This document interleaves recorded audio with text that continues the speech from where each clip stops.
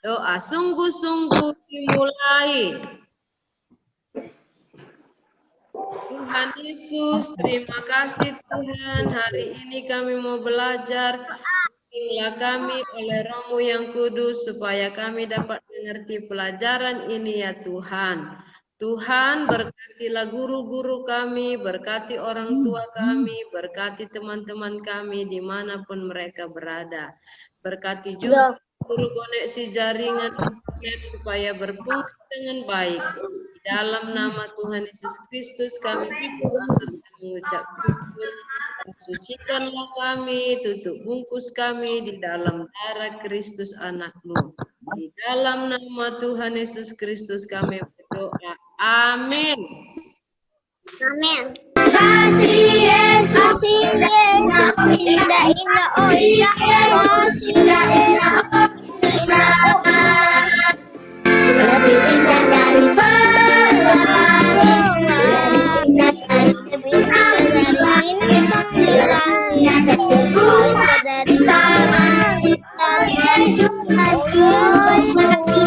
dengarkan penjelasan Miss. Hari ini kita belajar bab 7, anak yang sopan dan santun dikasihi Tuhan. Minggu lalu kita belajar tentang aku mengasihi keluargaku. Sekarang kita belajar tentang anak yang sopan dan anak yang santun. Sopan santun dikasihi Tuhan, ya.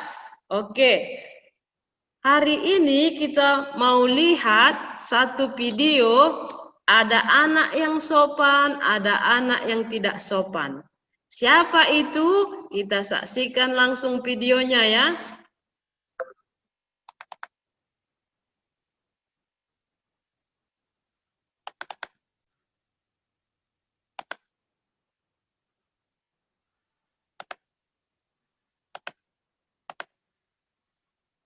Salah seorang perempuan yang baik yang bernama Hana dan suaminya bernama Elkana. Mereka taat kepada Tuhan dan suka memuji Tuhan serta menunjukkan kebaikan kepada orang-orang lain. Tetapi ada sesuatu yang kurang dalam hidup Hana. Dia tidak dapat memiliki seorang anak karena Hana mandul. Dia menginginkan seorang bayi. Oh, betapa dia sangat menginginkan seorang bayi. Dia menunggu, berdoa, berharap, dan menunggu lebih lama. Tidak ada bayi yang lahir.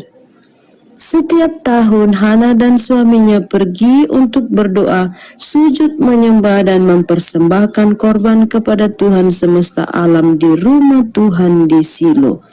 Di sana yang menjadi imam Tuhan ialah Eli dan kedua anaknya Hofni dan Pinehas. Pada suatu kali setelah mereka habis makan dan minum di Silo, berdirilah Hana sedang Imam Eli duduk di kursi dekat tiang pintu bait suci Tuhan, dan dengan hati pedih ia berdoa kepada Tuhan sambil menangis terseduh-seduh. Kemudian bernazarlah ia, katanya, Tuhan semesta alam, jika sungguh-sungguh Engkau memperhatikan sengsara hamba-Mu ini, dan mengingat kepadaku dan tidak melupakan hamba-Mu ini, tetapi memberikan kepada hamba-Mu ini seorang anak laki-laki, maka aku akan memberikan anak itu kepada Tuhan untuk seumur hidupnya, dan pisau cukur tidak akan menyentuh kepalanya. Ketika perempuan itu terus-menerus berdoa di hadapan Tuhan, maka Imam Eli mengamat-amati mulut perempuan itu, dan karena Hana berkata-kata dalam hatinya dan hanya bibirnya saja yang bergerak-gerak, tetapi suaranya tidak kedengaran, maka Eli menyangka perempuan itu mabuk.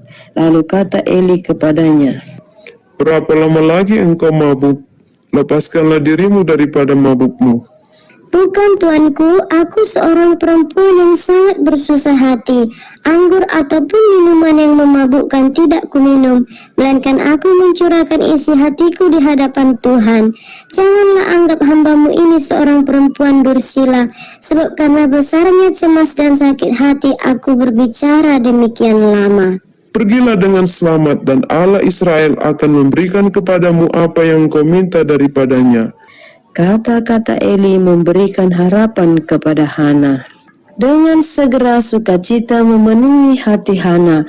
Tuhan ingat kepada Hana dan menjawab doanya. Setahun kemudian mengandunglah Hana dan melahirkan seorang anak laki-laki.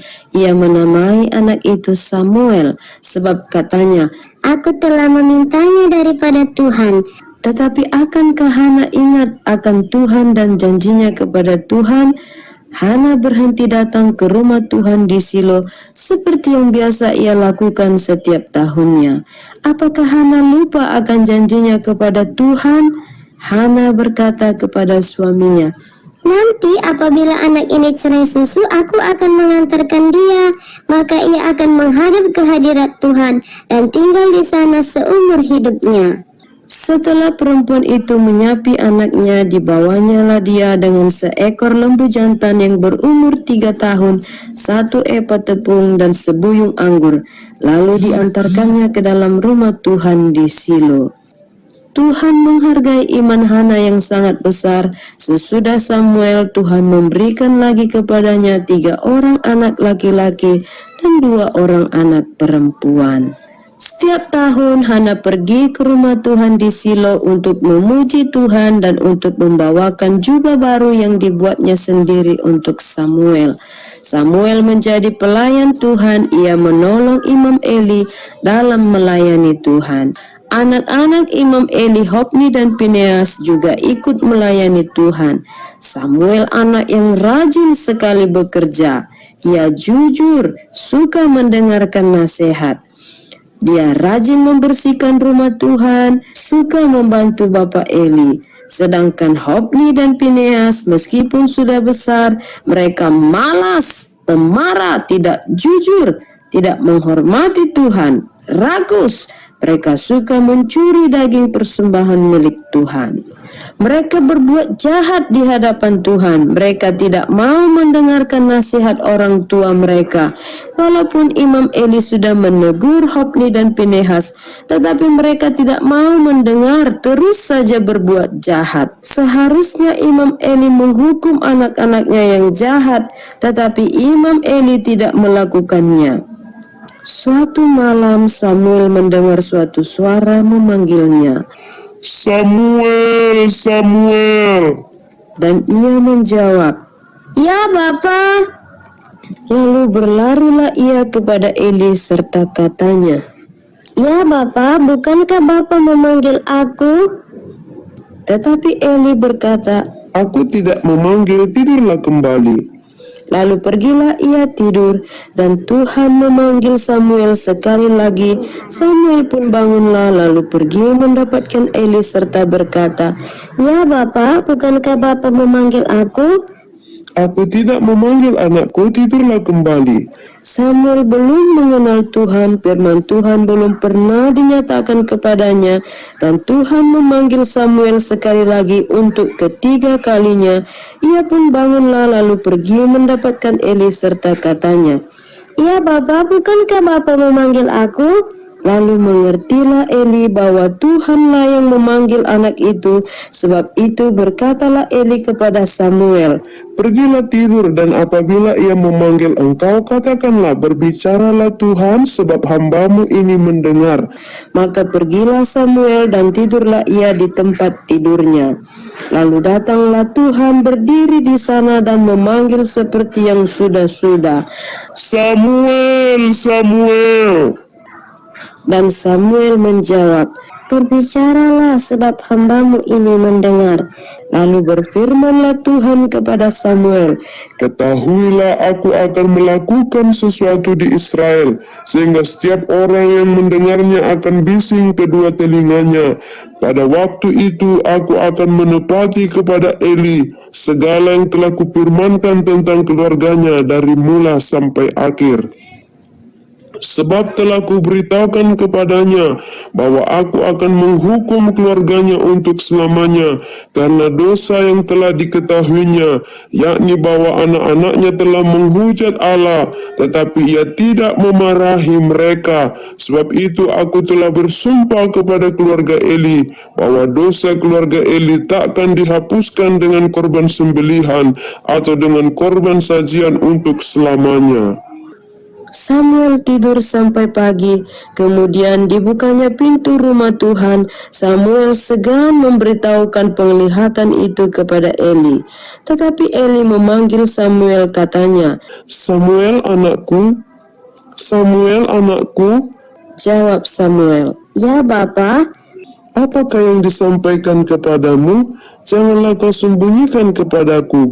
Lalu Samuel memberitahukan semuanya itu kepadanya dengan tidak menyembunyikan sesuatu pun. Ini adalah pesan yang sangat mengerikan. Tuhan akan menghancurkan semua keluarga Eli karena Hofni dan Pinehas sangat jahat dan Imam Eli tidak memarahi mereka. Peringatan Tuhan menjadi kenyataan. Selama peperangan dengan orang-orang Filistin, Hofni dan Pinehas tewas. Ketika Imam Eli mendengar anak-anaknya sudah mati dan tabut Allah sudah dirampas, ia jatuh dari tempat duduknya, lehernya patah dan ia mati hari itu juga bersamaan dengan kematian anaknya. Oke, sudah semua mendengar ceritanya. Sekarang Miss mau tanya, siapa nama Mama Samuel? Tunjukkan icon thumb. Siapa nama papanya? Yang berasal dari Tuhan, tidak dari Tuhan. Iya, Elkana. Apa arti nama Samuel? aku telah memintanya dari Tuhan. Aku telah memintanya dari Tuhan. Jawaban singkatnya, arti nama Samuel adalah didengar oleh Allah, ya, didengar.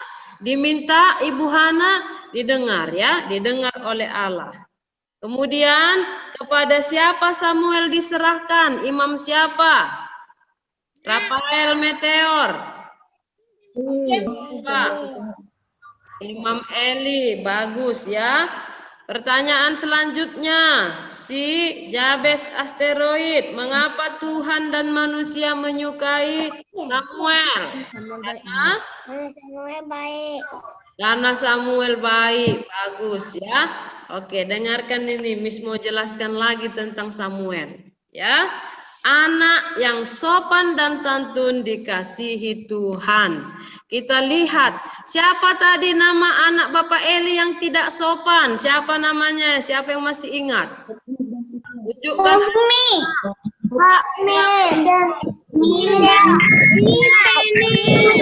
Ya.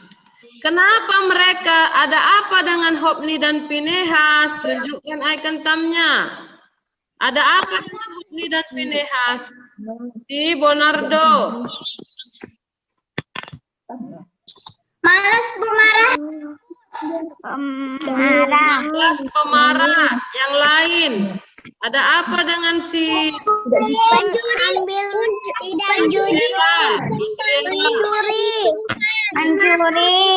persembahan Tuhan. Iya, mencuri. Tidak jujur. Ya, apa yang dicuri? Siapa yang tahu? Persembahan. Mencuri Daging kurban. Kurban persembahan. Iya, mencuri daging persembahan. Dengarkan ceritanya ya. Pada zaman dahulu ada seorang ibu yang bernama Hana. Dia tidak punya anak. Dan dia berdoa kepada Tuhan, Tuhan tolonglah berikan aku seorang anak laki-laki. Nanti kalau Tuhan memberikan aku seorang anak laki-laki, aku akan menyerahkan dia menjadi hamba Tuhan, menjadi pelayan Tuhan. Ternyata Tuhan mendengar doa Ibu Hana. Lalu Tuhan memberikan seorang anak laki-laki dan Ibu Hana menamai anaknya Samuel. Artinya didengar oleh Allah. Ya. Setelah itu Samuel diserahkan kepada Imam Eli, Bapak Eli. Imam itu artinya pemimpin ibadah. Zaman dahulu orang tidak bisa menghadap Tuhan lipat tangan tutup mata. Tuhan tidak boleh seperti itu. Zaman dahulu kalau mau menghadap Tuhan harus melalui seorang imam. Ya. Imamlah yang akan didengar oleh Tuhan. Dan orang pun tidak boleh menghadap Tuhan kalau tidak membawa persembahan. Harus membawa persembahan. Persembahannya boleh berupa kambing, boleh berupa domba, boleh berupa sapi, ya. Hanya 3 ini, yang lain tidak boleh. Bawa ayam nggak boleh, ya. Bawa burung pun harus burung tekukur, nggak boleh sembarangan burung tekukur, ya. Gitu. Jadi dulu orang menghadap Tuhan, kalau orang mau berdoa kepada Tuhan harus melalui seorang imam, ya. Lalu Ibu Hana membawa Samuel anaknya itu kepada Bapak Eli, ya. Dia bilang, Bapak Eli, ini anak saya Samuel. Dia titip di sini ya, tinggal di sini menjadi pelayan Tuhan. Ngapain kerjaan Samuel di rumah Bapak Eli? Nyapu-nyapu, ya, melap-lap, membersihkan, membantu Bapak Eli, ya. Nanti kalau orang-orang Israel mau datang berdoa harus ke rumah Tuhan. Namanya Bait Allah di Silo, tempatnya di Silo, bukan di kota Medan, ya. Di Silo di Israel. Lalu datanglah mereka, orang-orang Israel membawa daging persembahan. Tuhan sudah kasih tahu ada daging persembahan yang dibakar habis, dibakar di api. Ya, ada daging persembahan yang harus direbus. Itu.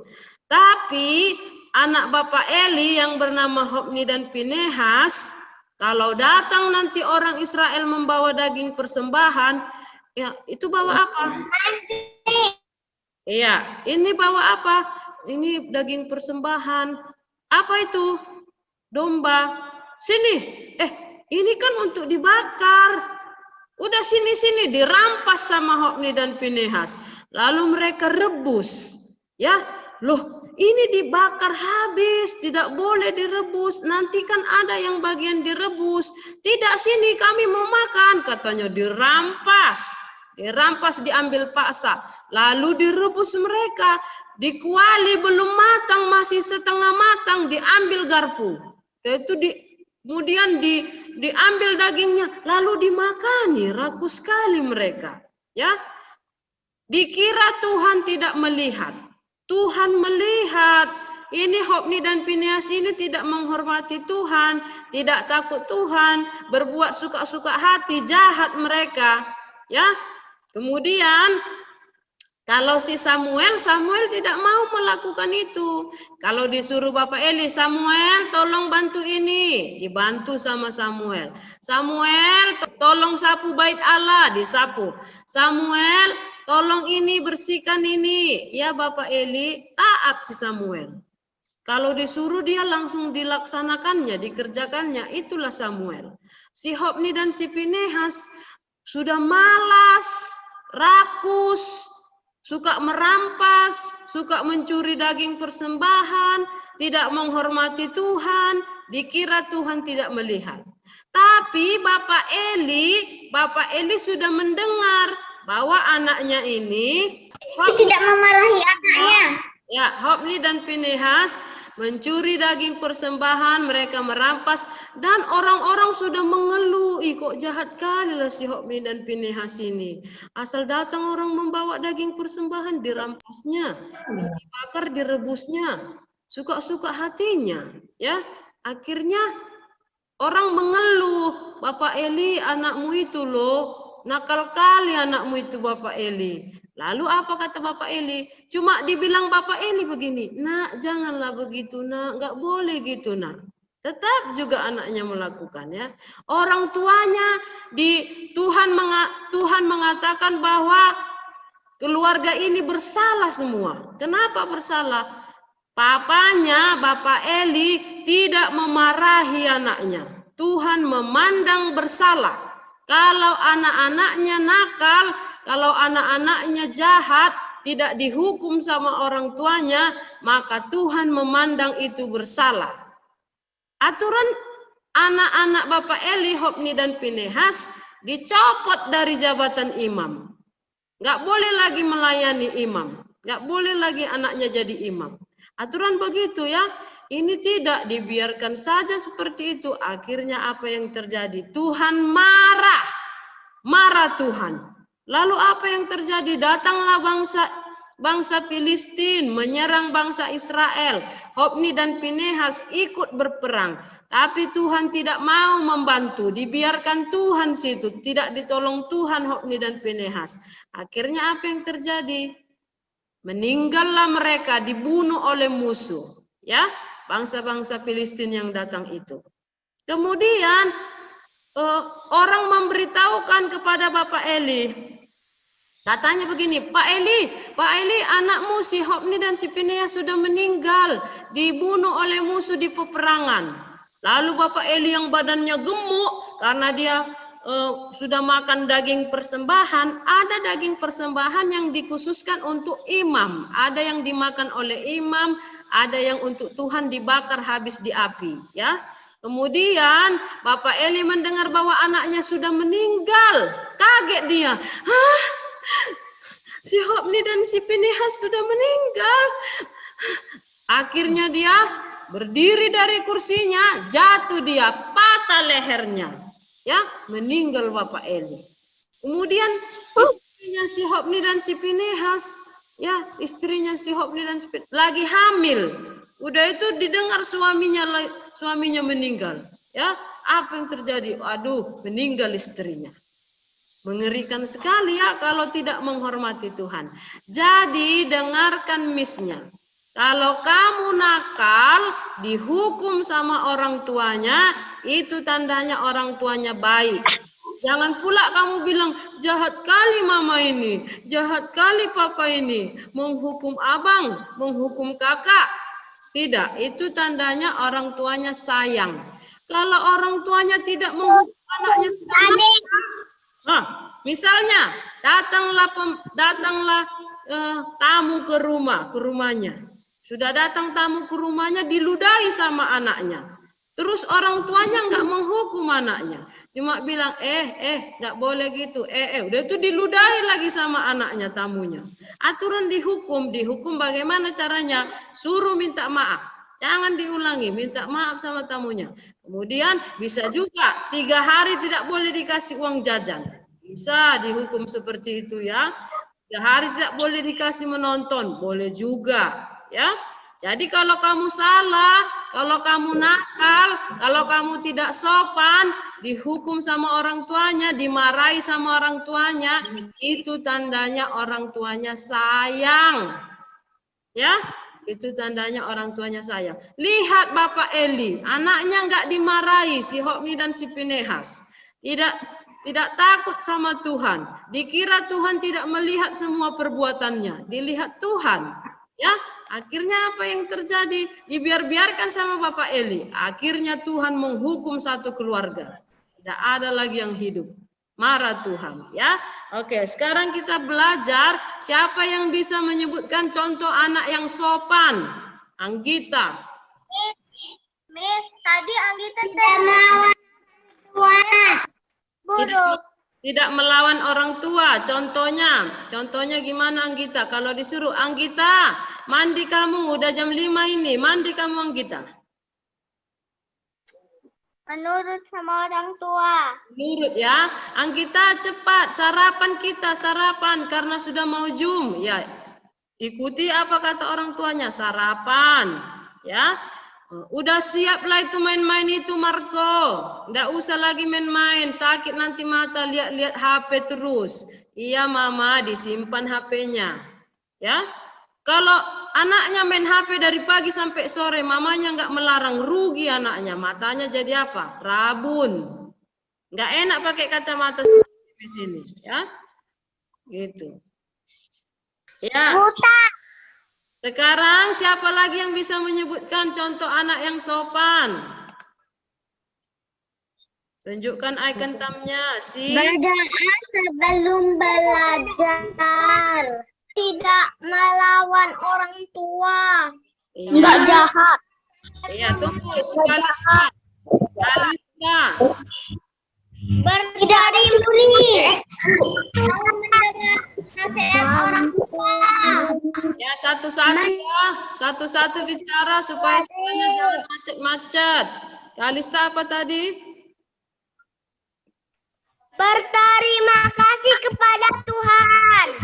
Berterima kasih kasih kepada Tuhan. Oke, itu contoh anak yang sopan. Misalnya bukan hanya kepada Tuhan saja. Tidak memotong pembicaraan orang tua. Tunggu, Miss jelaskan. Berterima kasih kepada siapapun. Contoh. Ya, kalau misalnya kamu sudah diberikan sesuatu sama orang lain.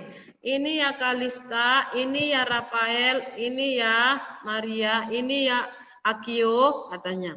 Lalu ucapkanlah terima kasih Miss, terima kasih Pak, terima kasih Ma, terima kasih sama semua orang ya. Ucapkan terima kasih kalau kamu sudah diberikan sesuatu dan sudah ditolong. Jatuh si karisma. Ya, ditolong sama seseorang, ucapkan terima kasih ya. Kalau dia laki-laki, kalau dia masih muda, terima kasih ya Bang. Kalau dia sudah tua, terima kasih ya Pak. Jadi jangan lupa ucapkan terima kasih kalau sudah diberi sesuatu dan sudah ditolong ya. Itu anak yang sopan, bagus sekali. Siapa lagi yang bisa menyebutkan contohnya? Karisma. Bersyukur kepada Tuhan, Miss. Contoh anak yang sopan, bersyukur. Iya. Boleh. Siapa lagi? Rafael. Sebelum belajar. Miss, berdoa sebelum belajar. Berdoa sebelum makan. Berdoa sebelum belajar. Bagus ya. Berdoa sebelum makan. Bagus. Itu sopan ya. Waktu ada makanannya diucapkan Tuhan terima kasih ya buat makanan ini sudah menyediakannya, sudah memberkati papa mama. Itu sopan sekali ya. Ya, bagus. Siapa lagi? Adriela, apa contohnya Adriela? Mendengarkan guru saat bicara. Bagus. Itu contoh anak yang sopan. Kalau gurunya bicara, anaknya mendengarkan. Kalau gurunya bicara, anak muridnya bicara sama temannya, itu tidak sopan. Tuhan tidak suka, ibu guru juga enggak suka. Gurunya menerangkan, anak muridnya bicara sama temannya. Enggak suka ibu gurunya. Ya, Tuhan pun tidak suka. Ini anak tidak sopan, tidak mendengarkan gurunya. Akhirnya apa? Tidak tahu apa-apa, tidak pintar jadinya. Ya, kalau anaknya sopan mendengarkan gurunya, didengarkan gurunya baik-baik waktu bicara, waktu menjelaskan pelajaran, lalu Tuhan melihat, aduh baik kali si Adriela ini mendengarkan gurunya, dikasih Tuhan kepintaran. Ya, ditambahkan kepintaran. Apalagi contohnya, siapa yang bisa? Anaya.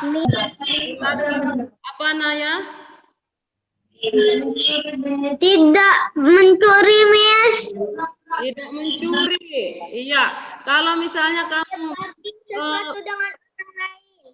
iya, kalau misalnya kamu pengen sesuatu hal, misalnya ini pengen beli ya makanan, diminta sama orang tuanya, Ma, mau beli ini. Jangan pula diam-diam dicuri uang orang tuanya, itu enggak sopan, ya. Dicuri uang mamanya, dicuri uang papanya. Ini tidak sopan, tidak baik. Jangan ditiru, ya. Siapa lagi yang bisa menyebutkan contohnya? Paleri. Apa Paleri? Tidak memotong percakapan orang tua. Bagus. Pintar si Paleri. Kalau bicara orang tuanya, belum selesai bicara, jangan dipotong. Didengar dulu ya. Didengar dulu. Setelah itu barulah bicara. Sabar ya, sabar. Kalau orang tuanya lagi bicara, sabar mendengarkan. Gurunya lagi bicara, sabar mendengarkan. Itu contoh anak sopan. Apalagi Graciela Siregar. Tidak kasar. Tidak kasar, bagus. Kalau ada adiknya mau mau main, ada mainannya, ya, rebutan sama adiknya, kasar, dipukulnya adiknya, itu tidak sopan. Tapi bagaimana yang bagusnya? Saling berbagi, adiknya duluan, adiknya mungkin 5 menit, kamu 5 menit, atau adiknya 10 menit, kamu 10 menit. Sabar dulu, sabar, gantian, ya, itu. Pintar si Graciela, saling berbagi. Siapa lagi yang bisa menyebutkan? Contohnya si Moses. Miss, Karisma. Apa contohnya? Resel, apa contohnya? Minta maaf kalau sudah berbuat salah. Siapa yang bicara itu? Miss nggak lihat orangnya. Siapa yang bilang? Karisma, Miss. Karisma. Iya. Kalau kita sudah buat salah, ya, salah kita, minta maaf, itu anak yang sopan. Karisma, Miss yang bilang. Ya bagus Karisma. Karisma, Miss yang bilang. Iya, Miss sudah ada. Ya. Jadi, kalau kamu salah misalnya kan, aduh, aku salah. Ditanya sama mamanya, kenapa ini adiknya? Iya, tadi adiknya begini, Mama. Jadi kamu apain? Saya pukul. Lalu kamu minta maaf ya, Dek. Kalau kita sudah melakukan kesalahan, harus minta maaf. Itu tandanya anak yang sopan. Berani minta maaf. Ya, kakak enggak ulang lagi, abang enggak akan mengulanginya lagi ya. Begitulah anak yang sopan. Ya, kalau salah minta maaf. Jangan malu ya.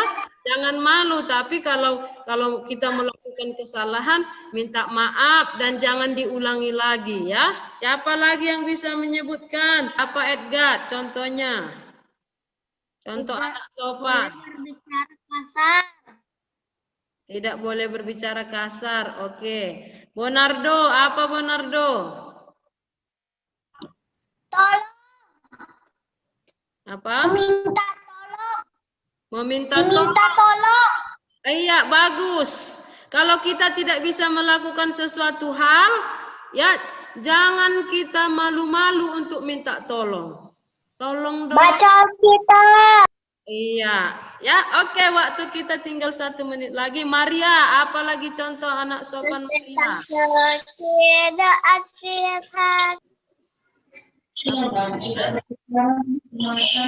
Enggak berbicara waktu makan, laki Miss. Iya, bagus. Kalau makan jangan bicara supaya nasinya jangan masuk ke tenggorokan, bisa sesak napas lalu meninggal ya. Waktu kita tinggal 1 menit lagi. Jangan lupa lihat PDF, ada PR link Kahoot, dan juga jangan lupa mengerjakan proyeknya yang dikumpul ke sekolah tanggal 20 November. Perhatikan PDF-nya. Mari kita berdoa. Lipat tangan, tutup mata. Doa sungguh-sungguh dimulai. Tuhan Yesus, terima kasih Tuhan, hari ini kami sudah belajar untuk menjadi anak yang sopan dan santun, karena anak yang sopan dan santun